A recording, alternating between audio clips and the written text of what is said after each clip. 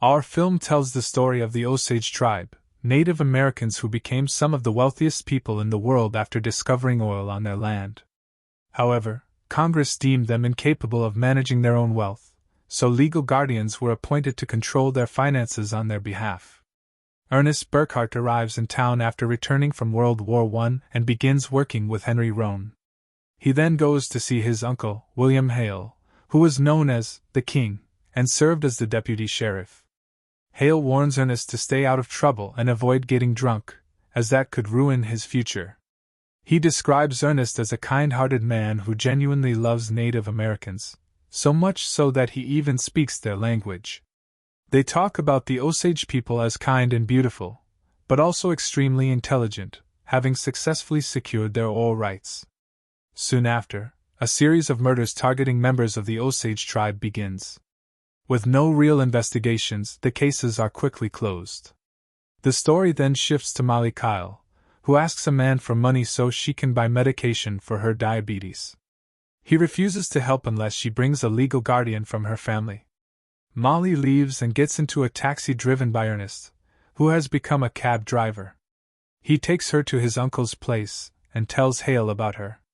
Hale advises Ernest to get closer to her and make her fall in love with him so he can eventually gain control of her money. At the same time, we see Hale gathering his friends at night, robbing people of their jewelry and cash, then losing everything through gambling. Molly Kyle becomes Ernest's regular passenger. He tries to start conversations with her and, despite his original intentions, genuinely and unwillingly falls in love with her. One day, while talking at her house, a love story begins between them. During a celebration, Minnie is sitting down, extremely ill. People start talking about Ernest. One person claims he wants Molly for her money, while another says his uncle is already rich and that Ernest truly loves her. Eventually, Ernest and Molly get married. At the celebration, William Hale visits Minnie and comforts her during her illness. Shortly after, she dies. Molly collapses in grief over her sister's death. Their mother, Lizzie, is also gravely ill and nearing death. Hale tells Ernest that the oil rights should go to his wife, and since Lizzie is close to dying, Molly will inherit everything. Hale adds that Molly herself is bound to die someday, leaving Ernest as the final heir. When Hale asks about Molly's condition, Ernest says she is sick most days but still takes care of their child. He admits he is deeply worried about her. Time passes, and life seems normal, until Lizzie has a vision of an owl, an omen that signifies death within the family. Molly comes to comfort her, but Lizzie refuses to have her near. When Anna arrives, she approaches Byron and claims he is her husband. He pushes her away, saying he is no one's husband. Furious, Anna attacks him. Tensions rise, then briefly settle. Byron deliberately provokes her further by harassing the maid, prompting Anna to pull out a gun. Ernest immediately takes his brother outside. There they learn that Charles, a member of the tribe, has been found murdered, with no clue who did it. Anna calms down and spends some time with her mother, who confesses how much she loves her and that Anna is her favorite. Later, Anna leaves, and Byron decides to walk her home. The next day, devastating news reaches Molly. Anna has been murdered. Molly collapses in shock, unable to stand. Ernest supports her as she grieves. A meeting is held with 25 families from the tribe. They discuss how certain people do not want them in the town, and believe this is the reason behind Charles's and Anna's murders. Despite the danger, they refuse to leave their land, declaring they will stay even if it costs them their lives. Molly hires a private investigator to uncover the killer. In addition, tribal elders offer a reward of $5,000 to anyone who reveals the truth. William Hale adds another $1,000 from his own money to show his continued support. Barney is assigned to travel and complete the investigation, but he soon receives a threatening message ordering him to stop. When he leaves the building, 2 men attack him and beat him to death. Molly goes to see a lawyer, where she meets Bill Smith, who was married to her sister Minnie and is now with their third sister, Rita. They enter the lawyer's office, where Anna's share of the inheritance is revealed to be $100,000, to be divided equally. Molly later meets investigator Bill Burns. After looking into the case, he reveals that Anna was pregnant before she died. Ernest reports every detail of the investigation to William Hale, who becomes deeply concerned and asks whether the child was Byron's or Ernest's. Ernest continues feeding his uncle constant updates about the case. Meanwhile, a gang exhumes Anna's grave and steals her jewelry. Their leader, Blackie Fornes, meets with Hale and plots to frame Bill Smith and Rita and assault them, allowing him to take full control of the family's fortune. He also orders the red car to be stolen and destroyed, since it is insured. Ernest is willing to do anything, as long as money is involved. The next day, his uncle comes to see him and takes him along, harshly reprimanding him for his greed, especially after Blackie was arrested while committing a robbery. He asks Ernest whether he is incapable of controlling his own family, particularly since his wife has now hired an investigator who is actively working on the case, something that is extremely dangerous for them. He orders Ernest to regain control immediately. At that moment, it becomes clear that all the murders and everything that has been happening are orchestrated by William Hale himself. He sends 2 men to assault the investigator and kill him. Insulin arrives in town, and only 5 people in the world are using it. It comes as a gift from William Hale. Molly takes the insulin, but the second time doctors come to the house, she refuses to take it from them, forcing Ernest to throw them out. He then sits with her, telling her that he is doing the impossible so she can live and raise their children, and that this is their chance to move away from the superstitions rooted in their traditions and customs. Molly is terrified and breaks down in tears. Ernest moves closer, holds her, and reassures her that he would never hurt her. Henry Roan is visiting a doctor, and Hale is helping and supporting him. Ernest asks why, and Hale explains that there is a life insurance policy on Henry worth $25,000, payable if he survives until next year. Hale keeps him alive only until then so he can collect the money. Later, Hale and Ernest go to a man who can find them a hitman with a clean record.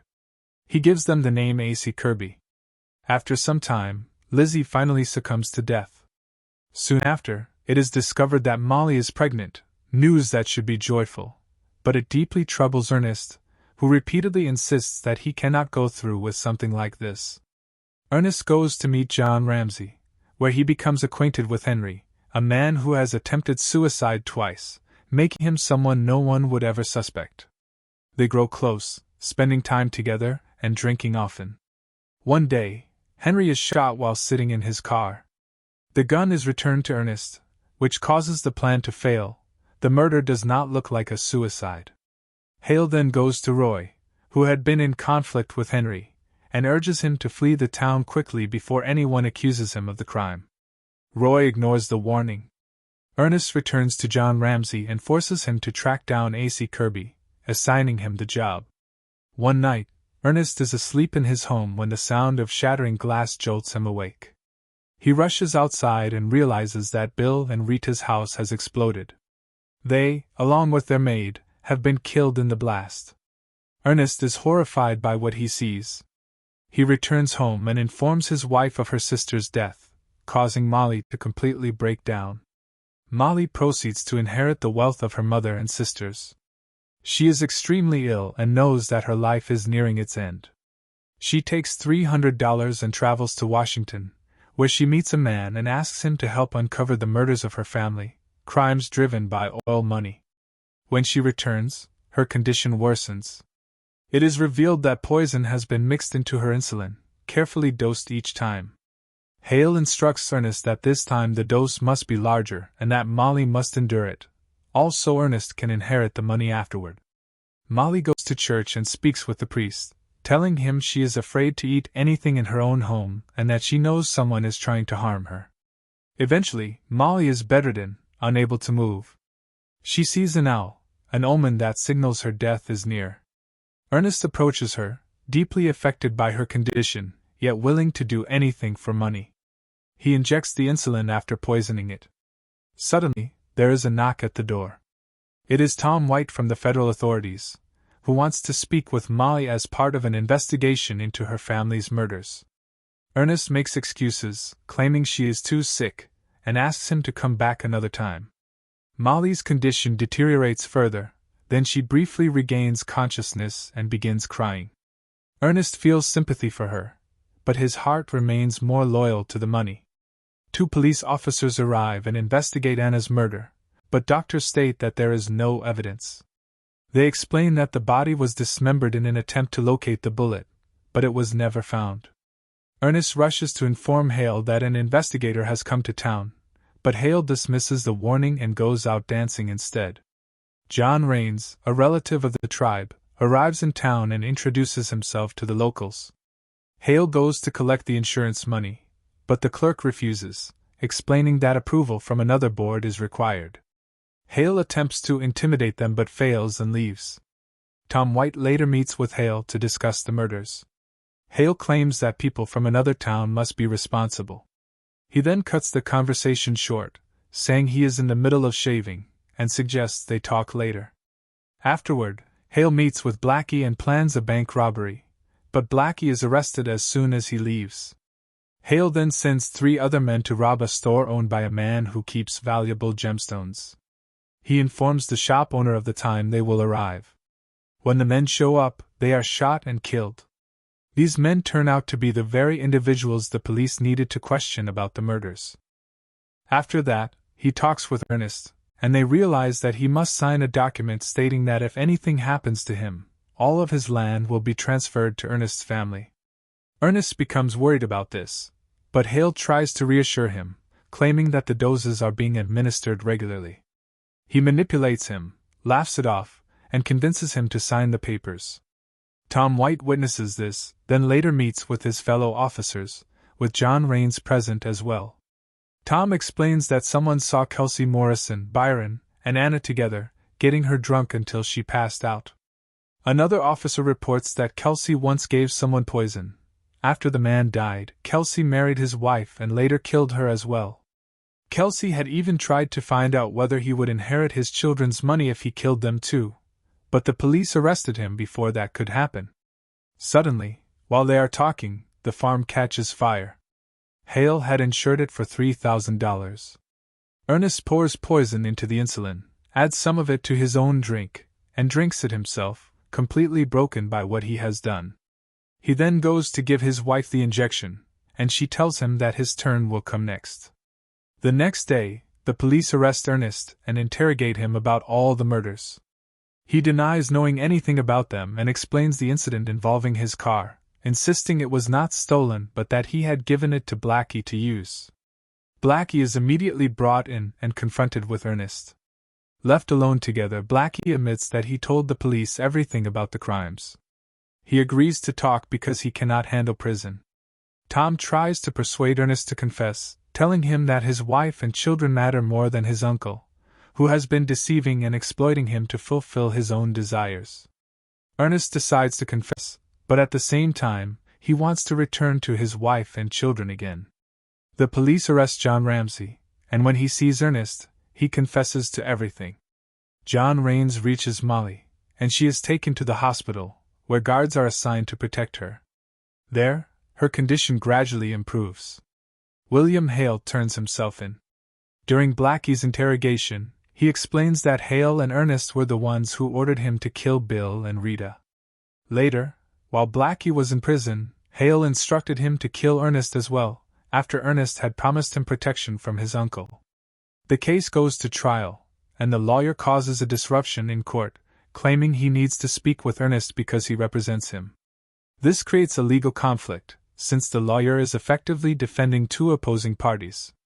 Ernest says the lawyer is not actually his attorney, but that he is willing to speak with him anyway. Chaos erupts in the courtroom as people demand justice, and the judge adjourns the session until the following day. Ernest goes to see his wife and spends time with her. Later, the lawyer meets with him in front of the prominent families and convinces him to try to save his uncle by claiming that the police tortured him into confessing. Ernest believes him.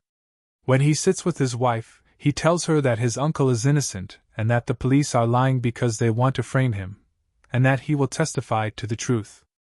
Ernest then goes to the police and tells them he will not testify on their behalf, and he is arrested. On the day of the trial, Kelsey confesses that he killed Anna with Byron's help, and that William Hale told him not to feel any guilt. Instead, he returned to the same place afterward to celebrate. Molly is present in the courtroom and hears everything. Afterward, Ernest's young son dies from a severe cough he had been suffering from. Tom informs Ernest of his son's death. Ernest collapses in tears, falling to the ground, unable to bear the pain. He is allowed to attend the funeral, where he is devastated by the sight of the coffin and his grieving wife. Ernest goes to Hale and tells him that he will confess to the truth, saying that he can no longer allow harm to come to his family. He explains that he has made a deal with the police that will secure his release. Although Hale insists the police are lying, Ernest remains determined. In court, Ernest confesses to everything and states that Hale planned the deaths of the entire family in order to seize their oil money. The lawyer asks him whether he approached Molly at his uncle's request, but Ernest strongly denies this, insisting that he truly loved his wife and married her out of genuine love. After the trial, Molly approaches Ernest and asks what he had been putting in the injections he gave her. He lies and tells her it was insulin. She smiles. That is the last time he ever sees her. Ernest is sentenced to life in prison. Hale, however, is released after only a few years after bribing politicians, since no one truly cared about the death of a member of the Osage tribe. Hale later dies in a nursing home at the age of 87. Years later, Ernest is released from prison through a pardon and works with his brother at an amusement park. Molly, after divorcing Ernest, marries John Cobb and later dies from diabetes at the age of 50. She is buried beside her mother, her son, and her sisters. And here, the film comes to an end. Thank you for watching. Don't forget to like the video and subscribe to the channel.